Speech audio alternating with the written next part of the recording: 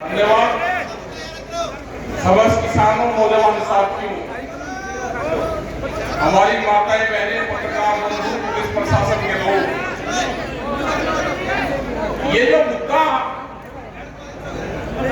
उठा है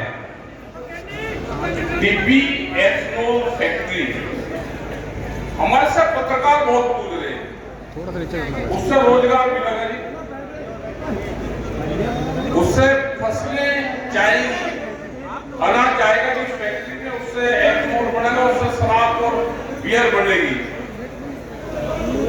आप विरोध कर रहे हो, जो विकास का विरोध कर रहे हैं। हमने कहा कि हमारी यहाँ की लोकल कमेटी है, उन गांव के लोगों, क्षेत्र के लोगों को ज्ञान प्राप्त हो गया जहां पर फैक्ट्री लगेगी। कह रहे जी फैक्ट्री बहुत जगह लगी हुई है, आप वहां पर विरोध नहीं कर रहे। उनको ज्ञान प्राप्त नहीं है भाई, फैक्ट्री जहां पे लगेगी वहां पे वाटर लेवल खत्म होगा, वहां से गांव फैले, एयर पोल्यूशन होगा, जो हवा का पोल्यूशन होगा वो क्षेत्र में फैलेगा, पानी का पोल्यूशन फैलेगा, नीचे अंडरग्राउंड वाटर फेंकेंगे और दूसरा पानी दूसरे लेयर पे उस पानी को डाल देंगे। जब हम निकालते हैं, जब पेड़ चलाते हैं खेत में, तो लाल पानी निकलता है। इस किसान को जो विरोध करना है ये अभी कर लेगा। अगर फैक्ट्री चालू होगी और फिर पानी दिखाते रहना टिप्पे में भर के, टिप्पी में दोनों में भर के, फिर फैक्ट्री बंद नहीं होनी। आपने देखा है कि जब बियर प्लांट थे पंजाब में, वहां पे किसान धरने में बैठ के आता, वहां पे मोर्चा लगा होता पक्का, और जो आसपास के किसान थे खेत में पानी देते थे तो लाल पानी था, उसके वहां का लाल पानी, अकेला एक गांव नहीं तबाह होता। और ये फैक्ट्री कोई छोटी फैक्ट्री नहीं है, ये 14 फैक्ट्री है, 14 फैक्ट्री, इतनी बड़े प्लांट लग रहा कि पूरे क्षेत्र को बर्बाद कर देगा। हमने ये भी कहा कि हमारी जो कमेटी है, जो भी फैसला कमेटी लेगी, संयुक्त किसान मोर्चा, हमारे जितने लीडर्स हैं वो उस कमेटी के साथ में है।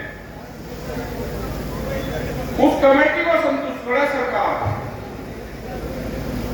वह कहेगी कि फैक्ट्री नहीं लगेगी तो नहीं लगेगी, वो कहेगी हमारा समझौता हो गया, इन कंडीशन पे समझौता हो गया, तो संयुक्त मोर्चा को नहीं आएगा।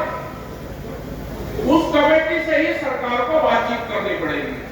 और आज भी जो 13-14 लोगों की कमेटी है वही गई भी है।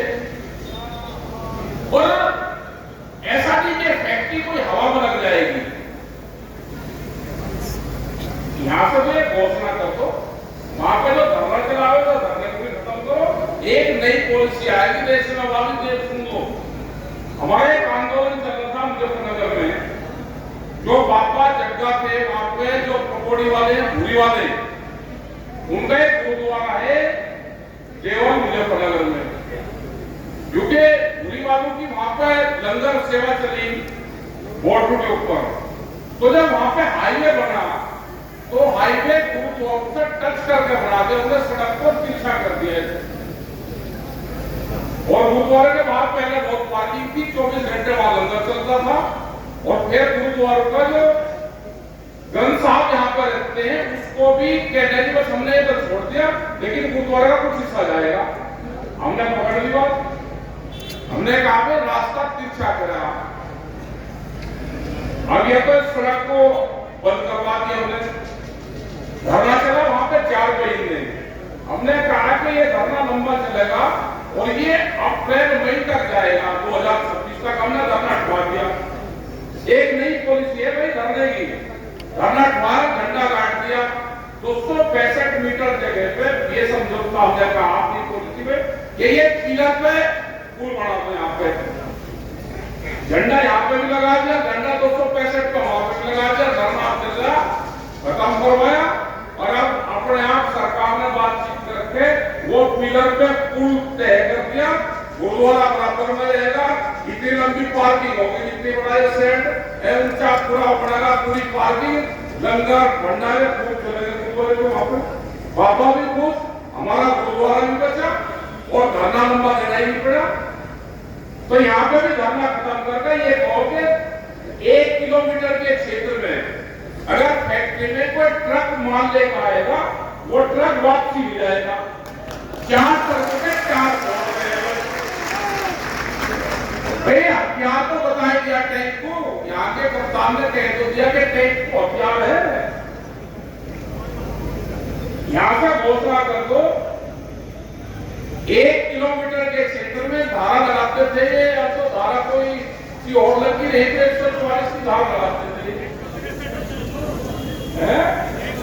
आप ऐसे काम नहीं, पुराने वाली इलाकों नई वाली तो पढ़ाई पढ़ाओ करो।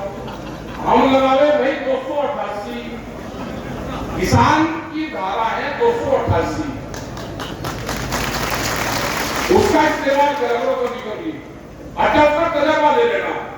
यहां से लगाओ कि 1 किलोमीटर के क्षेत्र में वह धारा लगी हुई है, कोई भी ट्रक सामान लेकर आएगा तो बाहर निकलेगा, कोई ट्रक वाला सामान लेकर आएगा ही नहीं। और जब सामान नहीं लेकर आएगा कोई हवा से थोड़ा बना देंगे। हवा से फैक्ट्री नहीं बनती, फैक्ट्री तो समझौते से बनती है, और समझौता होना नहीं तो फैक्ट्री बनने की व्यापारी है, कहीं और जाकर लगा देना। अपने संगठन को मजबूत रखो, संयुक्त मोर्चा यहाँ की कमेटी के साथ में है, और अपने जब दूसरे और प्रोग्राम किए करते रहो। अभी आने वाले टाइम पे तो बीच कानून आ रहा है, उसके लिए बहुत बड़ी लड़ाई लड़नी पड़ेगी। बड़ा कानून आ रहा 4-5, उसमें ऐसे पॉलिसी दे रखी है अगर खेत खराब हो गया तो कंपनी जवाबदेही नहीं है, उसका कोई मुआवजा नहीं देगी। बाहर की कंपनी रहेगी, उसका बीज का भाव कितना भी कर लो कोई कंट्रोल नहीं है। उसमें दे रखा है केंद्र सरकार के अधीन नहीं वे कंपनियां रहेगी, स्टेट गवर्नमेंट को कोई पावर है ही नहीं, तो किसान तो बर्बाद ही होगा। सीड बिल रखा हुआ है, बीज जो बीज कानून है 2026 नीचे करने की दूसरा अमेंडमेंट बिल रखा हुआ है। फिर सरकार बहुत सी चीजें लेके आना चाह रही होगी। ये जमीनों को छीनना चाहते हैं।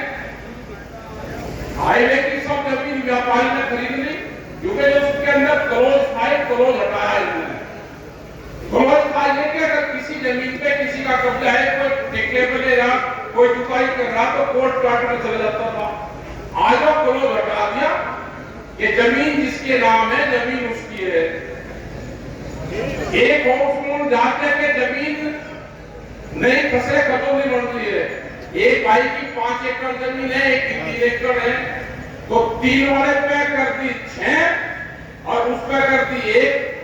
वो से केसीसी बनवा रहा है, कई दूसरे का सौदा कर रहा है, तो परिवार लोगों को भी बांटने का काम सरकार कर रही है। ये इत्तेफाक नहीं हो सकता। ये प्लानिंग है कि किसान इकट्ठा ना रहे। तो अपने भाई संगठन को मजबूत करो, एसकेएम को मजबूत करो, और जहां पे इस तरह के संघर्ष हो वहां पे सब लोग आओ। आप यहाँ पे भी बड़ी तादाद में लोग आए, टेंशन लेने की जरूरत नहीं है। यूपी के लोग भी पता है कि जिस तरह से यहाँ पे मोर्चे लिए दीवारें तोड़ी, तो बड़े खुश है लोग। एक ट्रैक्टर वाला था, उसने 2 बार खंबे पे लाइट पे ट्रैक्टर मारा। लाइट पे कहां मारने की जरूरत थी? वे दीवार पे मारता दूसरी जगह, दीवार कम तोड़ी खंबे पे मारता रहा। कौन सा था वो भी? यही बच्चा हो गई थी। और यहाँ के डीएम ने कह दिया, आगे जो डीसी है उसने कह दिया कि ट्रैक्टर को हथियार है। भाई उसका धन्यवाद, कम से कम ट्रैक्टर को हथियार तो होता है।